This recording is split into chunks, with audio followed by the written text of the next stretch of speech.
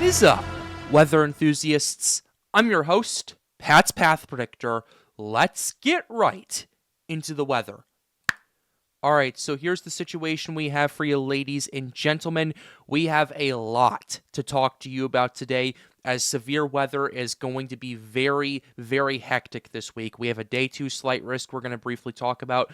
Then we're going to go ahead and get into the main event, where a potential tornado outbreak is possible from parts of the Midwest all the way through the Deep South. We're going to be discussing that for much of the video, and we're going to be diving in all of that, as well as some other parameters we're paying attention to here on the Pat's Path Predictor channel. But before we do that, we're going to go ahead and show us our storm code that we have from John, our head admin at Storms United. We have a code yellow hatched for mainly the enhanced risk, the 30% risks that were issued last night.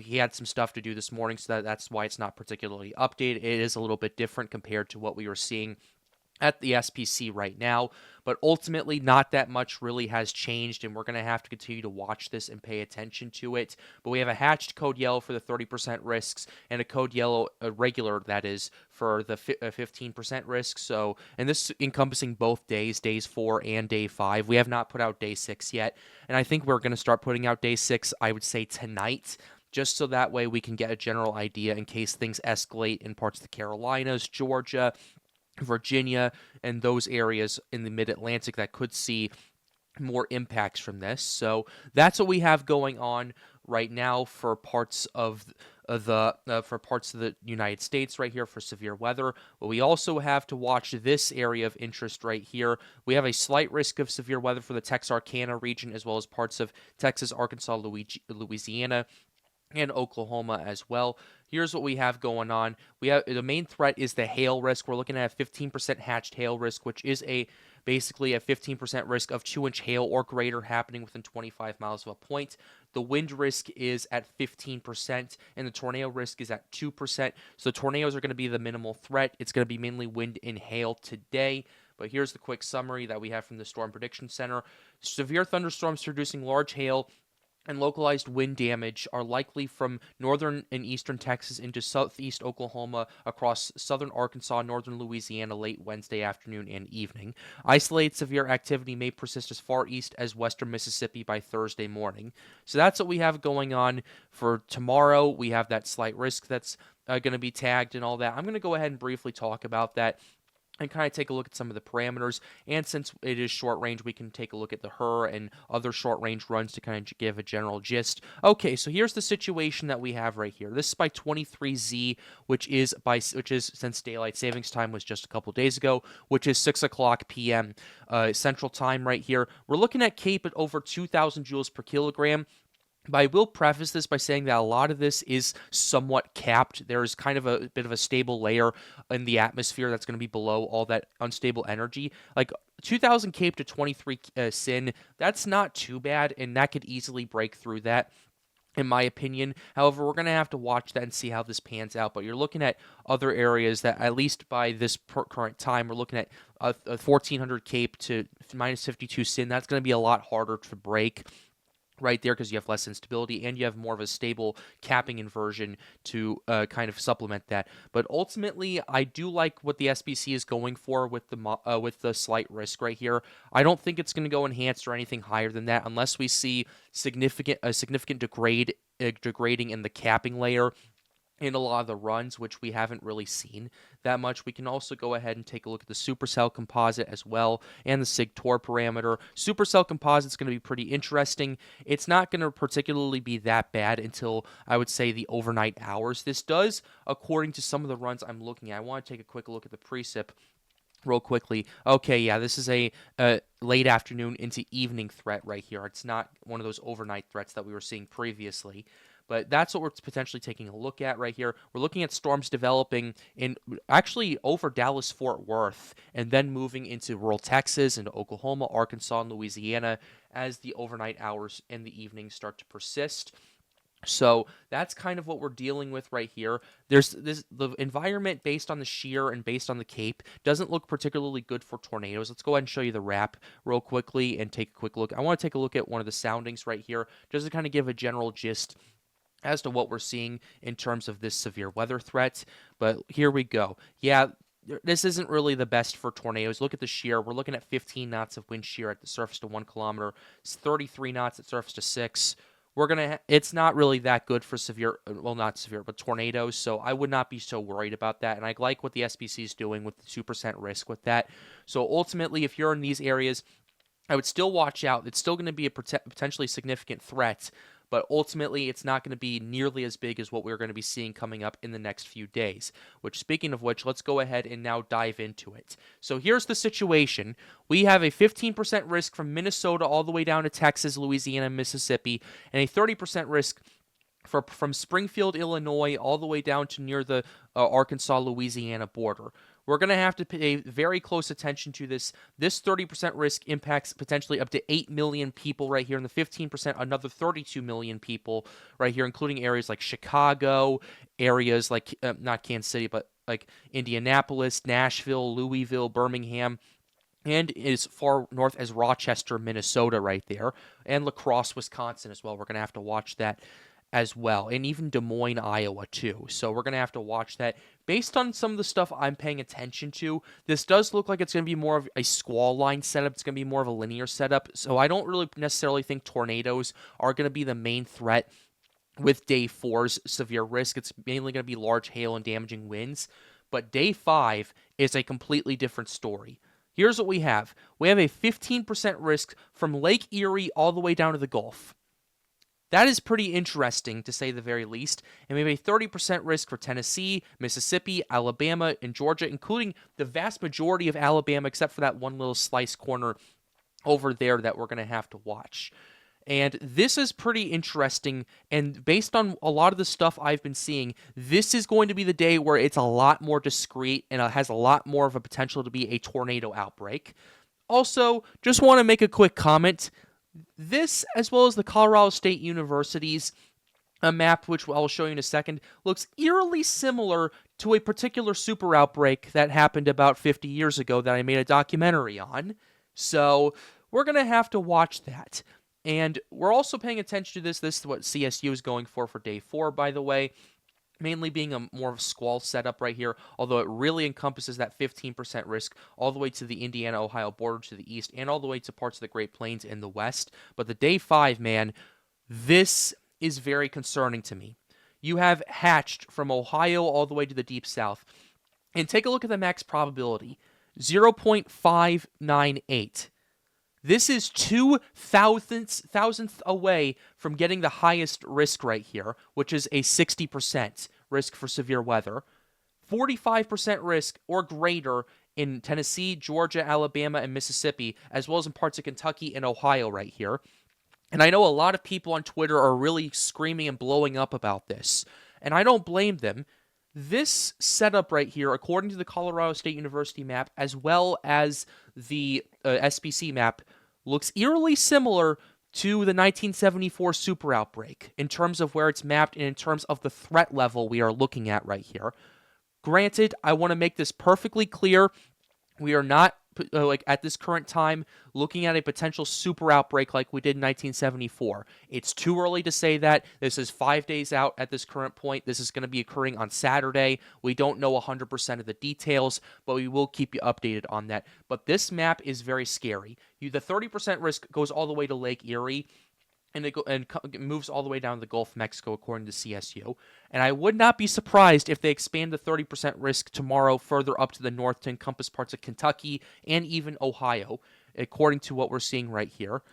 We're going to have to take this very, very seriously because this is going to be a very scary and very big threat going into the weekend. Now, let's go ahead and take a look at day 6 real quickly. 15% risk from Pennsylvania all the way down to the Florida Panhandle and the Big Bend region, encompassing the Carolinas, Georgia, and Virginia, and much of the Mid-Atlantic. Maryland could see a lot of squally stuff as well. By the way, shout out Ethan WX, shout out Matt for as well. You guys could definitely be seeing some stuff as well. But ultimately, at that point, the worst of it's going to be past, and it's going to mainly be one of your squall line setups. So let's go ahead and take a quick look right here and take a look at the discussion. I want to go ahead and read some of this. An intense spring storm system will deliver a multi-day severe weather episode to portions of the central and eastern United States beginning Friday and continuing through the weekend. All severe thunderstorm hazards are expected, including widespread damaging winds, tornadoes, some strong, and large hail. That is something you do not want to hear from the SPC this far out. And I know I said this with the last one where it was at day 6, 30%, and that ended up underperforming. But by and large, this is a completely different animal. This is a lot more discreet. You have a lot more instability. You have a lot more shear with it as well. On Friday, we have a cyclone forecast to deepen and move northeast, and we're going to have an intense jet streak with it. Friday night, and then we're going to see an LLJ intensify to about 65 knots or so, and all of that stuff. Nevertheless, strong force convection with an intense deep layer flow will pose a widespread risk for severe and potentially significant severe thunderstorm winds and tornadoes from late afternoon into overnight hours across a large area centered in the mid to lower Mississippi River vicinity. There is a pretty big possibility that we could see some QLCS tornadoes in that, but ultimately, based on some of the runs I've seen, this is going to be more of a squall threat on Friday. Saturday, though, is what I'm concerned about. The upper-level cyclone over the upper Midwest will lift northeast into Ontario, but a large-scale upper trough will remain over the plains. The plains trough will intensify and spread east through the Mississippi and Ohio River valleys. This will maintain the eastward progression of a strongly forced line of convection from the Ohio Valley south-southwest into the deep south and central Gulf Coast vicinity through Saturday night. Portions of the deep south into Georgia may see multiple rounds of severe convection with a mix of both supercells and QLCS storm modes, potentially moving across the region, posing a concern for damaging tornadoes in a swath of severe winds. Let me read that last part to you again. Portions of the deep south into Georgia may see multiple rounds of severe convection with a mix of both supercell and QLCS storm modes moving across the region, causing a concern for damaging tornadoes and a swath of severe winds. Keep in mind, this is day 5. This isn't like day 2. This isn't like day 3 even. This is day 5. And the SPC is already jumping the gun and taking this very, very seriously. We're going to have to continue to watch this as more data continues to come in, but what we can show you is kind of what we're seeing with more of the long-range runs and how this potentially could pan out, because the synoptics and the dynamics of this look really good. It looks really good for a really big tornado outbreak. What we're still a little iffy about is the mesoscales parts of it. But even then, that iffiness is decreasing significantly. That iffiness is going down, down, down, as I like to say during tropical hurricane season, as in terms of shear. But anyway, let's go ahead and get into it. Let's go ahead and move on to parts of the continental United States. I want to go ahead and first pull up the NAM, at least for the day 4 risk for parts of the Missouri, Illinois, those areas as well. Here's what we have on Thursday. Then on Friday, we start seeing stuff organizing and developing. Ultimately, here's this interesting situation. The NAM doesn't particularly have that much CAPE across a lot of these regions. Right here, we're looking at like 1,300 joules per kilogram of CAPE max, and some of this is capped out unless the system is unless there's precip falling. And based on what I'm seeing, according to the early runs of the NAM, this does look like a squall setup and not so much a discrete setup. But I would not discount QLCS tornadoes forming out of this. I will absolutely not discount that right here. And I want to go ahead and take a quick look. I want to pluck a sounding outside of southern Illinois, and I want to pluck another one out of Iowa over here just to kind of get a general gist. Okay, here's what we're looking at. Ladies and gentlemen, we have only about 1,100 joules per kilogram of CAPE, but our surface to one shear is 36 knots. That's pretty good for tornadoes, and the SRH is over 300. If all the parameters break out, we could definitely see some QLCS tornadoes with this. Look at this, 68 knots at surface to 6 kilometers. That is definitely going to, if the mode is more discrete, enhance supercell development, and that's what's going to keep the severe threat going. Over in parts of Iowa, things are a bit more different. You definitely have some more CAPE, but the shear is significantly less. So that's what we have going on over there, but if you're in like the St. Louis area, if you're in areas north or south of that, according to even the SPC is putting out, if you're in the St. Louis area, if you're near Cape Girardeau, if you're in the Boot Heel, Missouri, in my opinion, that is going to be where the worst of the storm is going to be. That's where your line of fire is going to be maxed out at, based on what I'm seeing with what we're looking at. But ultimately, I still think it's going to be more of a linear threat, but I would not discount some tornadoes with this. Now, in terms of what we're seeing in the Deep South, that is a completely different story. As what we're looking at right here, this is what we're looking at by 18Z, which is about 1 o'clock in the afternoon in the Deep South. Look at all of this.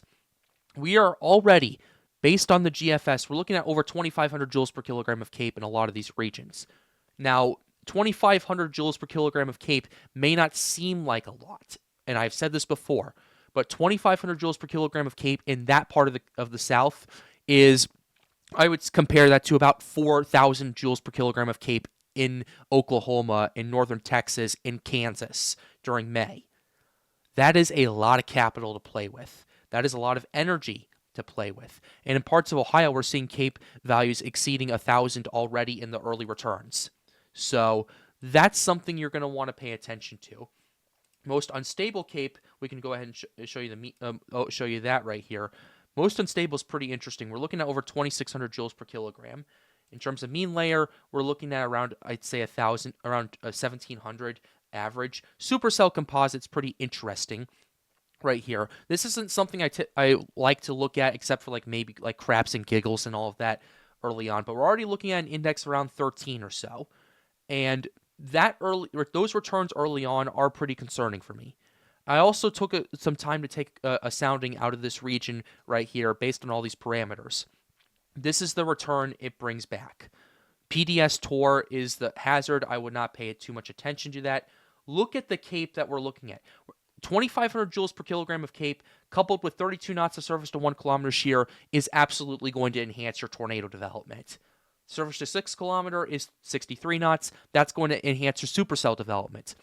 The hodograph also right here is going pretty insane. It's going pretty ridiculous right here. We're going to have to pay attention to that. But this is a pretty crazy hodograph right there. And this is the type of hodograph you would want to take a look at if you are looking at a potential tornado outbreak.